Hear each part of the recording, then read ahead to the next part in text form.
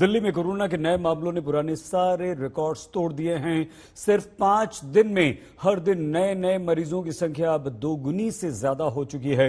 बीते 24 घंटों में दिल्ली में 25,462 नए कोरोना पॉजिटिव मिले हैं, जबकि 161 और लोगों ने कोरोना से दम तोड़ दिया है। कोरोना की दूसरी लहर से दिल्ली में हेल्थ इंफ्रास्ट्रक्चर बुरी तरह से प्रभावित हो चुका है। अस्पतालों में बेड्स की भयंकर कमी है, ऑक्सीजन की और ज्यादा कमी है। खुद दिल्ली के मुख्यमंत्री अरविंद केजरीवाल ये मान रहे हैं कि दिल्ली के कोरोना अस्पतालों में अब सिर्फ आईसीयू के 100 बेड ही बचे हैं। मतलब ये कि राजधानी दिल्ली में स्थिति तो बहुत ज्यादा खराब हो चुकी है।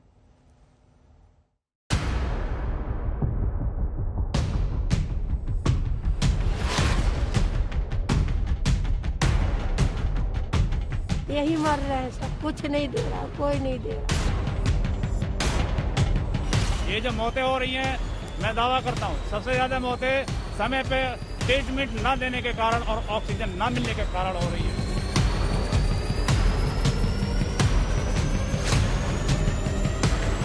सरकार जब जा रही है सही हल करेगी, जहाँ से भी करेगा।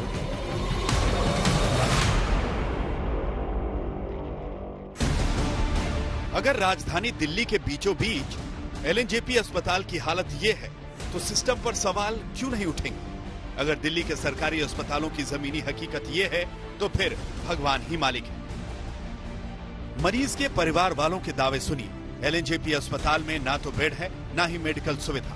बेड एक है तो मरीज दो। हालात ऐसे कि बदहाली शब्द छोटा पड़ जाए।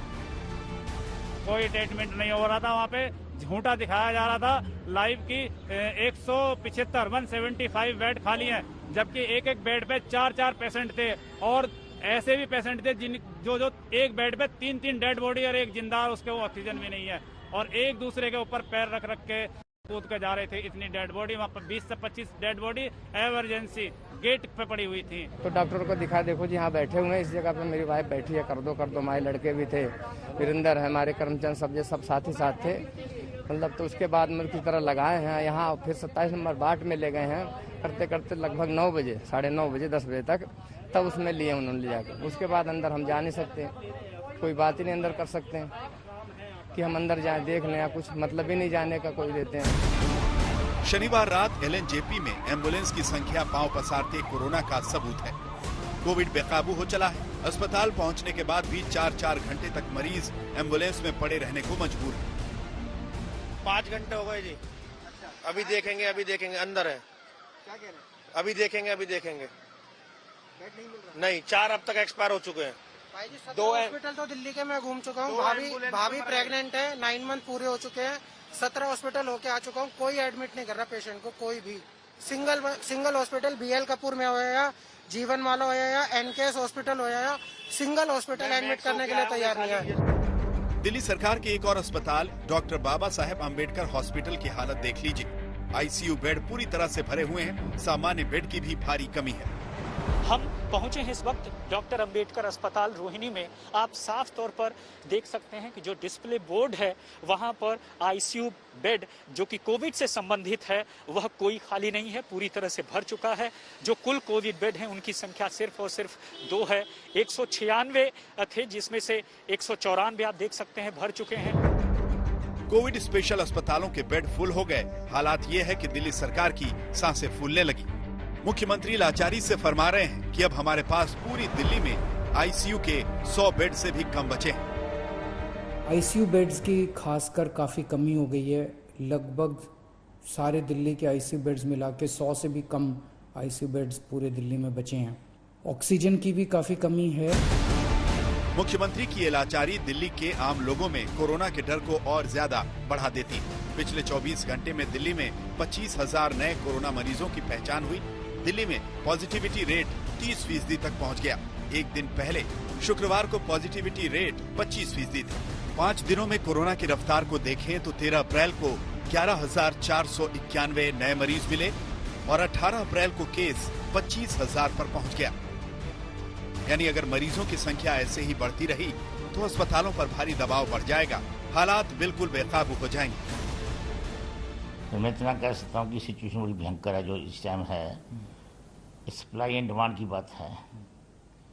हमारे पास काफ़ी जितने बेड हैं दिल्ली गवर्नमेंट ने किए हैं, इधर से रिसीव कर रही है, एक्सपेंड कर रहे हैं, बेड्स बढ़ा रहे हैं, पर यदि इसी तरीके से बढ़ता गया, वो आज 24,000 केस आज 30 हो जाते हैं, तो एक हफ्ते के अंदर सारी बेड सिचुएशन जो है पूरी यूज हो जाएगी, यूटिलाइज हो जाएगी। यही वजह है कि मुख्यमंत्री ने आज प्रधानमंत्री को चिट्ठी लिखकर पैनिक हूटर बजा दिया है। इस चिट्ठी में केजरीवाल लिखते हैं, दिल्ली में केंद्र सरकार के नियंत्रण वाले अस्पतालों में 10,000 बिस्तर हैं। इनमें से सिर्फ 1800 ही कोरोना के लिए रिजर्व हैं। ऐसे में इनको बढ़ाकर 7,000 तुरंत पहुंचाया जाए। अच्छी खबर यह है कि सरकार ने कोरोना इलाज में कारगर दवा मानी जाने वाली रेमडेसिविर इंजेक्शन के दामों में भारी कटौती की है, लेकिन इससे मरीजों की परेशानी कम होती नहीं दिख रही। वजह यह है कि इंजेक्शन मिल ही नहीं रहे, कालाबाजारी जोरों पर है। सर ये इंजेक्शन लिखा उन्होंने रेमडेसिविर, कम से कम मैं 50 दुकानें घूम चुका हूँ, अभी तक कहीं इसका इलाज नहीं, जहाँ जाओ वहीं नहीं मिलता। इससे तो पेशेंट की हालत खराब हो जाएगी उससे ज़्यादा। तो हम क्या करें, कहाँ किसके पास जाए? इतने बड़े आदमी तो है नहीं जो कि मतलब बड़े बड़े हॉस्पिटल में इलाज करा सके, तो धक्के खा क्या करें? मरीजों की हालत का अंदाजा लगाइए। संक्रमित होते ही आफत टूट गई।